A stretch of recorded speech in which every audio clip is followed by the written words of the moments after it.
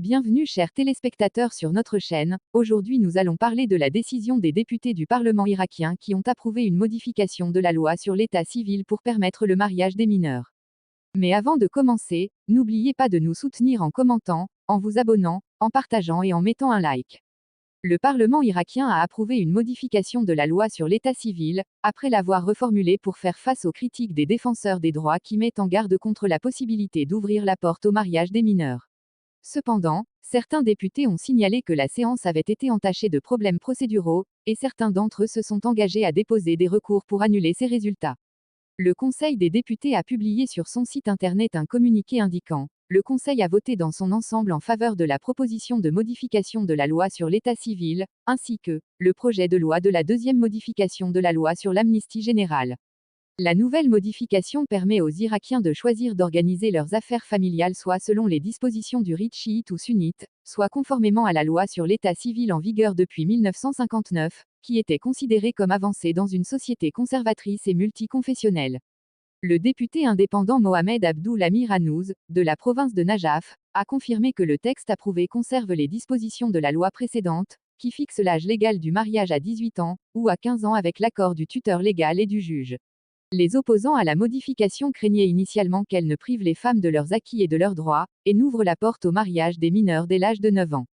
Selon la modification, les députés et des experts en jurisprudence islamique et en droit, en collaboration avec le Conseil d'État irakien, auront 4 mois pour présenter un code des dispositions juridiques pour les deux rites sunnites et chiites, qui sera ensuite soumis au vote.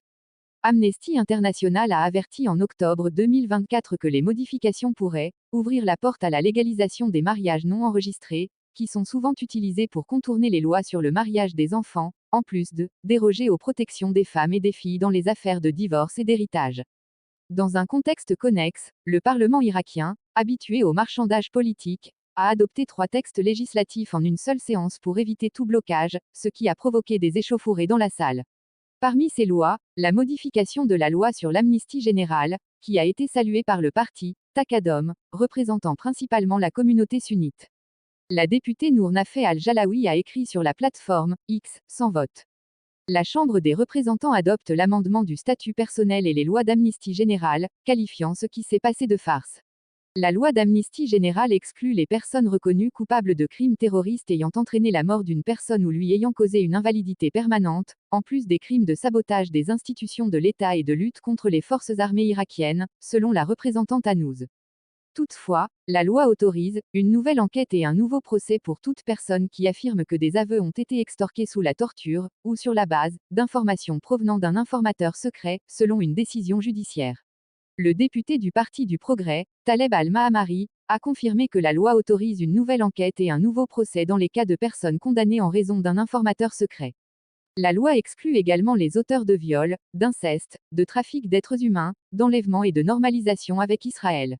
L'amnistie s'appliquera également à ceux accusés de détournement de fonds publics, s'ils paient les sommes, selon le député Hanouz, dans un pays souffrant d'une corruption généralisée.